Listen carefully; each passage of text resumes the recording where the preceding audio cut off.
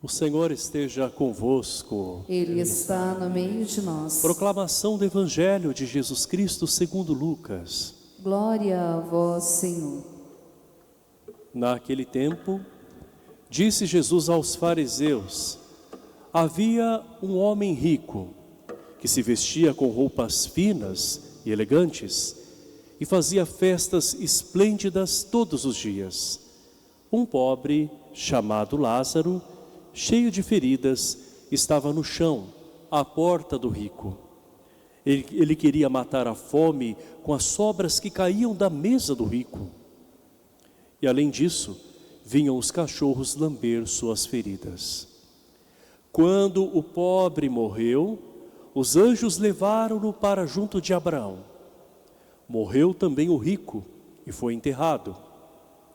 Na região dos mortos, no meio dos tormentos, o rico levantou os olhos e viu de longe a Abraão com Lázaro ao seu lado. Então gritou: Pai Abraão, tem piedade de mim. Manda Lázaro molhar a ponta do dedo para me refrescar a língua, porque sofro muito nessas chamas. Mas Abraão respondeu: Filho, lembra-te que tu recebeste teus bens durante a vida, e Lázaro, por sua vez, os males. Agora, porém, ele encontra aqui consolo e tu és atormentado. E além disso, há um grande abismo entre nós. Por mais que alguém desejasse, não poderia passar daqui para junto de vós, e nem os daí poderiam atravessar até nós. O rico insistiu: ó pai Abraão, eu te suplico, manda Lázaro à casa de meu pai, porque eu tenho 5 irmãos.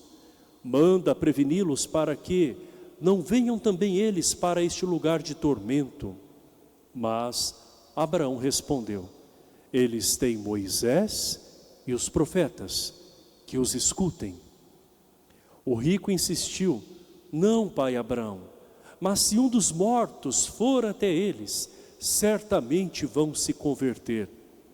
Mas Abraão lhe disse: se não escutam a Moisés, nem aos profetas, eles não acreditarão, mesmo que alguém ressuscite dos mortos.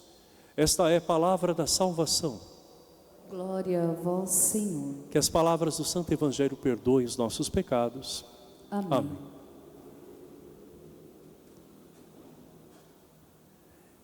Irmãos e irmãs, hoje esta parábola de Jesus coloca diante de nós 2 figuras. A do rico que esbanjava e a do pobre Lázaro que passava por necessidade. Nós vimos que o abismo que existe entre eles não é apenas depois desta vida na eternidade, mas já nesta terra. Tanto é que nós vamos ver de um lado o rico que promove festas, tem tudo do bom e do melhor, mas é incapaz de enxergar aquele necessitado à porta da sua casa. E nós vemos que o pobre tem um nome, Lázaro. Já o rico esbanjador não tem o seu nome aqui citado, porque certamente na terra este rico tinha o seu nome em destaque, bastante respeitado. Já aquele pobre era visto como um Zé Ninguém, como nós dizemos, não é? Alguém a quem nem se pergunta o nome. E esta lógica depois da vida eterna se inverte. Por que que o rico é condenado? Não é porque ele é rico, porque o problema não está na riqueza, quando alguém a alcança com trabalho, com honestidade, de forma digna.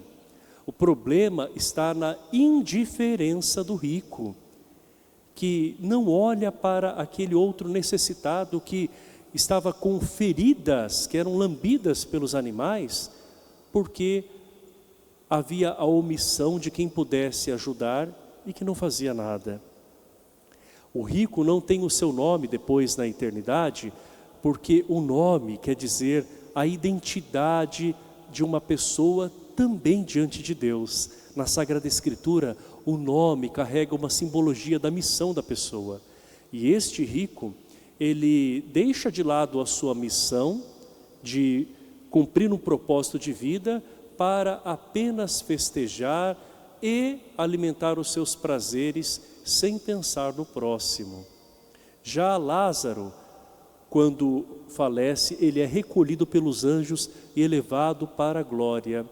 Quando nós vemos o relato sobre a morte deste rico esbanjador, a palavra diz simplesmente que ele morreu.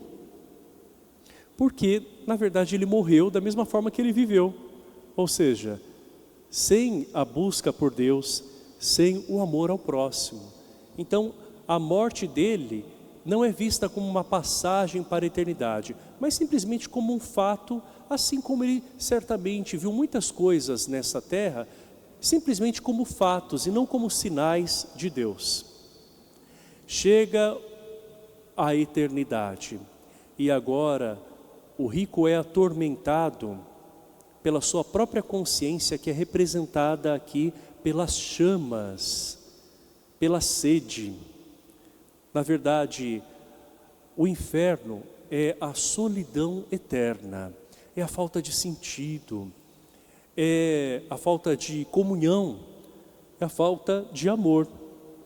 Então a alma, ao mesmo tempo que ela tem a sede do seu Criador, ela o renega. É uma contradição imensa que acontece nesse estado do inferno, não é? E nós vemos que já aquele que está ao lado de Deus, ali representado também por Abraão, que é o pai da fé, se encontra num estado de satisfação, de alegria, de paz, de felicidade. E chega um dado instante em que nesta parábola o rico chega até mesmo a pedir que Lázaro possa molhar a ponta da sua língua com a água. Então as coisas se invertem, agora é a alma daquele rico que está clamando, mas ele na terra não foi capaz de ver o clamor de quem precisava dele. E Abraão vai dizer que existe um abismo muito grande entre Lázaro e o rico esbanjador, porque esse abismo na verdade foi construído pelo próprio rico, que foi indiferente e insensível. Nós vemos neste evangelho que Jesus nos fala que, na verdade, nós colheremos apenas aquilo que nós plantamos. E tudo aquilo que nós fazemos neste mundo vai então reverberar pela eternidade. Por isso que agora é a hora da conversão. Esse é o momento de nos voltarmos para Deus e também de olharmos para os nossos irmãos e irmãs. Nós não podemos pensar que só depois, no outro plano, não é que as coisas devem mudar. Não, a mudança começa agora. Tanto é que o desespero da alma do rico esbanjador é que ele ainda tem irmãos nesta terra e ele pede que alguém ressuscite dos mortos e vá avisá-los que eles devem mudar, porque é um tormento, uma perturbação muito grande aquela que a alma do rico está vivendo. Nós vemos que Abraão é muito claro, ele diz assim: na terra eles já têm as escrituras, já têm os profetas, que ele escute, que eles escutem a estes. Então Deus nos dá já nesta terra meios para nós nos convertermos.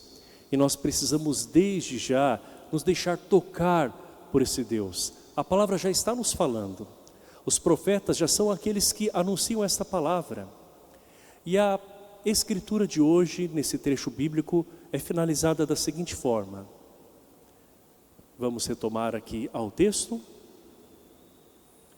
Se não escutam a Moisés, que representa a lei de Deus, nem aos profetas, eles não acreditarão mesmo que alguém ressuscite dos mortos. Quem é o primeiro a ressuscitar dos mortos? O próprio Jesus, não é? E mesmo depois da sua ressurreição, nós sabemos que muitos não acreditaram e ainda não acreditam. No tempo de Jesus, na ressurreição, havia muitos que mesmo diante das evidências de que Jesus estava vivo, queriam abafar esta verdade, dizendo que o corpo do Mestre foi roubado pelos seus seguidores. E nós vemos que por conta do poder até de alguns, não é, que queriam se manter nos seus postos, mentiras foram ditas em relação à ressurreição de Jesus.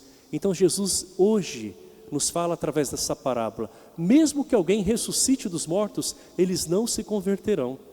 Porque para quem não quer a conversão, a graça não vai acontecer. Não porque Deus é castigador, mas porque Deus respeita a liberdade humana. Que nós façamos um bom uso da nossa liberdade e que a nossa liberdade ande junto com a nossa responsabilidade, sabendo que tudo aquilo que nós fazemos ou deixamos de fazer nessa terra também vai ecoar na eternidade. Então é hora de nós nos transformarmos pela graça de Deus. É hora de nós olharmos para as pessoas que estão conosco. Deus nos dá todo esse tempo e todos os meios para a nossa santificação e salvação. Não vamos deixar o tempo passar. Vamos escutar a voz de Deus que nos fala e assim permitir que a sua graça nos acompanhe.